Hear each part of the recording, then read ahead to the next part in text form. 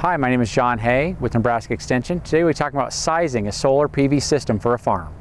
Energy use, system costs, personal goals, state law, and utility policy will combine to help you size your solar array to your farm operation. The size of the solar PV system you choose will ultimately depend on what are your goals as well as what's possible within the confines of your local regulations.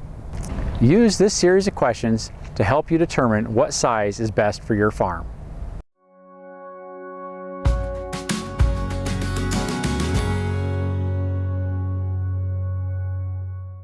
The first thing to consider is the maximum size allowed in your area. Maximum size may be limited by state policy on distributed electric systems or net metering laws. An example of this is Nebraska, where individuals can net meter a system up to 25 kW. However, your local area may have different regulations. The maximum size may also be limited to the amount of electrical energy your farm uses. For example, a policy may require the system to be sized to provide no more than 125% of your annual use.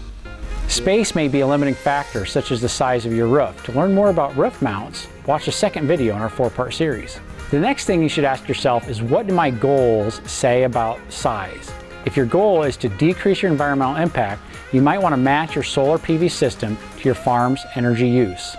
A net zero carbon home or farm is accomplished when the solar generates energy equal to or exceeding annual use. If your goal is to put in solar as an investment, you probably want to perform an analysis to determine what would be the most economical size for your setup. The last thing you may want to consider is how your budget affects the size of your solar PV system.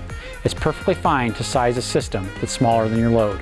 If your budget is tight, you might want to consider a slightly smaller system, as that's the best way for a quick investment payback.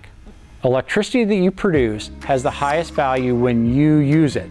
Electricity sent to the grid because you are not using it may have a lower value. This consideration suggests that best economics occurs with a system that is smaller than your load, maybe producing no more than 75% of your annual use. Look at your budget and don't break the bank. If you think you may want a larger system in the future and you can't afford it now, you can always plan for expansions with proper spacing and installation. If you're looking into adding a solar PV system for marketing purposes, you can put the solar array in a location where it attracts attention from your potential customers. For some, the size may be less important than the location and aesthetics. Use these questions as a guideline to determine how big your solar PV system should be.